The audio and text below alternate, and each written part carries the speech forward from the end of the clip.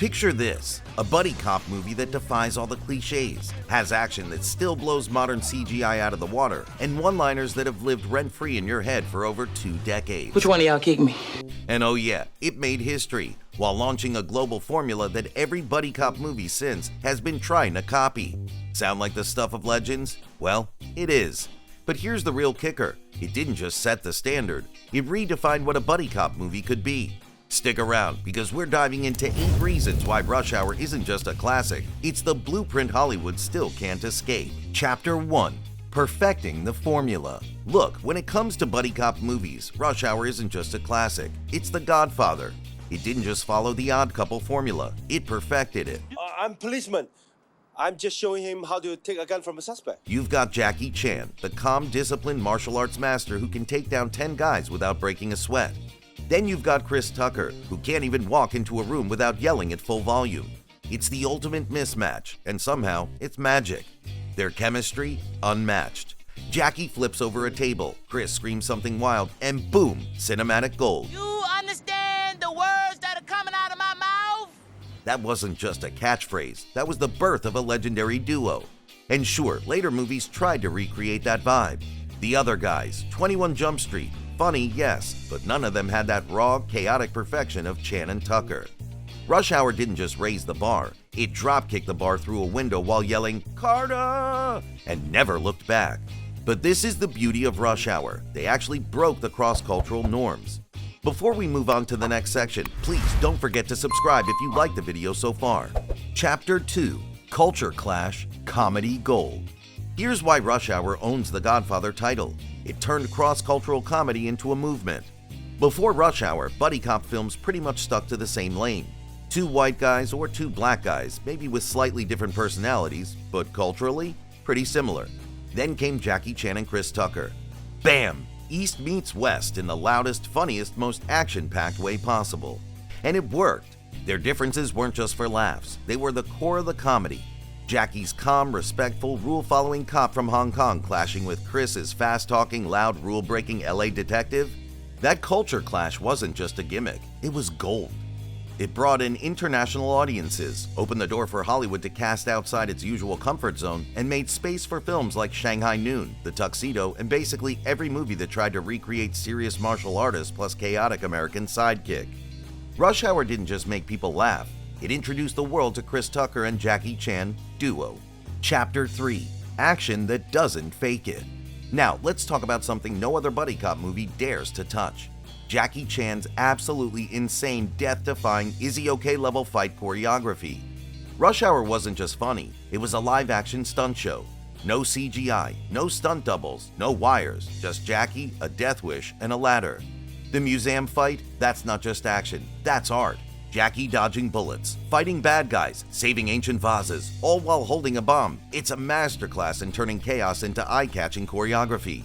Then there's the restaurant brawl, the pool hall beatdown, sneaking into the mansion. Each one a different flavor of Jackie's style of action comedy gold. And the best part? It's all real. This man was out here catching chairs with his face for our entertainment. That blend of martial arts, comedy, and creativity, no one else has matched it since, not even close. And it's precisely those legendary scenes that makes people want to come back and watch it over and over. Chapter 4. The Eternal Rewatch. Rush Hour isn't just quotable, it's ingrained in pop culture. You could be in a random group of people, drop a It ain't you all, it's y'all. Y'all. Y'all. and someone is gonna say it with you. This movie's 25 years old and outpaces modern comedies. Wait a minute. Okay, you gonna kill me? All right, if you gonna kill me, put the gun down and fight me like a man. For what? Look at this. That's just not my cigarette, man. This cig of weed, $50 million? And who you think you kidnapped, Chelsea Clinton? It's non-stop. You can rewatch this movie a dozen times and still laugh like it's your first. The pacing's tight, the jokes hit every time, and the chemistry, still undefeated. Unlike most comedies, Rush Hour just gets better each time you watch it. And let's not forget the ultimate identity twist. We come from the same mama, I'm Blackanese. Iconic, pure cinema. Rush Hour didn't just make you laugh in the theater, it followed you home, echoing in your brain, and basically set up shop in the group chat before group chats were even a thing. This isn't just a movie, it's a language, which explains how a mid-budget flick became Chapter 5, a worldwide phenomenon. If you need cold hard numbers to back all this up, Rush Hour crushed at the box office. Budget, $33 million. Worldwide gross, $244.4 million. That's not just a hit, that's a global event. It proved that buddy cop movies didn't have to be this local, America-only thing.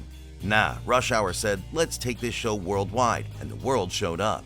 Over $100 million overseas. That's Jackie Chan kicking open Hollywood's front door and Chris Tucker yelling "Carter" right behind him. This movie turned Jackie into a legit Hollywood A-lister and cemented Chris Tucker as the loudest, funniest guy in the room and on the planet. The legacy, massive. 2 sequels, a cartoon pitch, yes really, and a generation of imitators. Bad Boys 3, Ride Along, you name it, they're all chasing that Rush Hour lightning. And it did all of this while avoiding some of the biggest pitfalls. Chapter 6, Avoiding Cliches. And here's what really makes Rush Hour legendary. It avoided all the buddy cop traps that other movies fall face first into. First off, no forced romance subplot. Jackie wasn't out here trying to flirt mid-fight, and Chris wasn't suddenly getting all soft and sentimental. Lethal Weapon, I'm looking at you. Rush Hour knew exactly what it was. 2 dudes, non-stop action, and a lot of yelling. Second, and this is big, it didn't lean on lazy stereotypes. The humor came from real culture shock, not punching down. Jackie wasn't a funny foreigner, and Tucker wasn't a caricature. They were equals, clashing, bonding, and roasting each other with love. That's why it works. And maybe most important, it didn't try to be dark and gritty for no reason. No depressing backstories, no tortured anti-hero vibes, just good old-fashioned fun, and that's why it built a legacy. Chapter 7, Ultimate Legacy. Seriously, try to name a modern buddy cop movie that isn't trying to be Rush Hour with a new coat of paint. Without it, we don't get The Nice Guys, with Gosling doing his best chaotic Tucker impression while Crow broods like Jackie. We don't get 21 Jump Street, with Tatum and Hill fumbling through that same odd couple energy. Even Shang-Chi feels like Marvel's Jackie Chan tribute.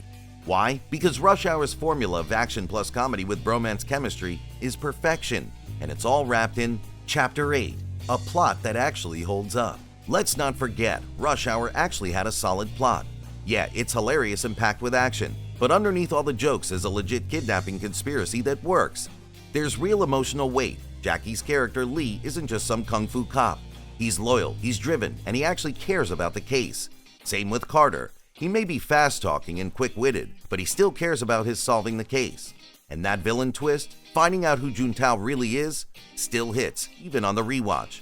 Oh, and then, just when you think it's over, the credits roll, and it's classic Jackie Chan behind the scenes of bloopers, failed stunts, and Chris Tucker breaking character every 2 seconds. It's like a bonus movie. You really feel the love and fun was put into this movie. Honestly, some of the best laughs come from the credit roll. That's how you end a film, with personality and bloopers that are just as legendary as the movie itself. Chapter 9, Verdict. Rush Hour's the Godfather of buddy cop movies. Most films from the 90s, yeah, they age like that milk you forgot in the back of the fridge. But Rush Hour, it aged like fine wine with a side of roundhouse kicks. It still makes people laugh, hard. 25 years later and those one-liners are embedded in your heads. It still delivers better action than half the modern CGI fest clogging up the box office. And it still influences everything from Marvel movies to Netflix buddy comedies. Can you name a buddy cop film that checks all these boxes? You can't, but you can give it a try in the comments. Here's another video movie junkies enjoyed watching. Bye for now. Ooh, you know you did.